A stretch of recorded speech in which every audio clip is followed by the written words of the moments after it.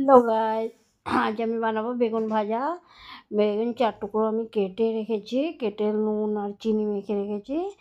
আর এদিকে আমি নিয়েছি সুজি, লঙ্কার গুঁড়ো, আর হলো বেসন, আর ওখানে অল্প অল্প হলুদের গুঁড়ো। এগুলোকে আমি মিশিয়ে নেব। অল্প পরিমাণ মতো নুনও দিয়ে দেবো। কারণ নুনটা আমি এখন অল্প পরিমাণে দিলাম, কারণ কি আমার বেগুনও নুন মাখা ছিল, নাহলে কাটা হয়ে যাবে। দেখো এগুলো মিশিয়ে নিচ্ছি। আমার দেখো মেশানো হয়ে গেছে খুব সুন্দর করে। এখন আমি বেগুনটা কেটে নুন চিনি দিয়ে মেখে 5-6 মিনিট রেখে দিয়েছিলাম। এখন এটাকে আমি এই সুজি আর এসের পাউডারটার মধ্যে, বেসনের পাউডারটা যে করেছি, এটার মধ্যে বেগুনগুলো কোট করে নেব।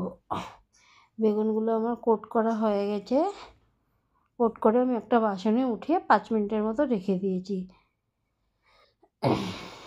10-12 মিনিট রাখলে বেশি ভালো হয়, কিন্তু আমার কাছে সময় ছিল না। আর এদিকে আমি একটা দেখো প্যান বসিয়ে দিয়েছি, প্যানটাকে গরম করে নিয়েছি। ফ্রাই প্যানটা, এটার মধ্যে সর্ষে তেল আর সাদা তেল দিয়ে বেগুনগুলো আমি ভেজে নিচ্ছি।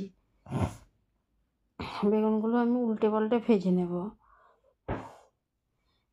এভাবে বানিয়ে দেখবে, খুব ভালো হয় খেতে আর কুড়মুড়ে হয়। এক পিঠ আমার ভাজা হয়ে গেছে, আমি উল্টে দিয়েছি, এখন আরেক পিঠ ভাজবো। এভাবে করে আমি উল্টে পাল্টে 2 মিনিটের মতো ভেজে নেব। দেখো, আর ওদিকে 2 পিস বেগুনের সেটা বেশি মোটা হয়ে গেছিলো, ওটাকে আমি মধ্যেখান দিয়ে চিড়ে দিয়েছি। দেখো আমার বেগুনগুলো লাল লাল করে ভাজা হয়ে গেছে। এখন আমি এটাকে সার্ভ করে নেব। একটা প্লেটের মধ্যে আমি এটাকে সার্ভ করে দিচ্ছি। এটা গরম ভাতের সাথে খেতে খুব ভালো লাগে। এবার শুধু শুধুও খাওয়া যায়, শুধু চিপসের মতো বেশি বানালে বেশি ভালো লাগে ওটা। আমি আরেকদিন তোমাদেরকে দেখিয়ে দেবো চিপসের মতো বানানোটা।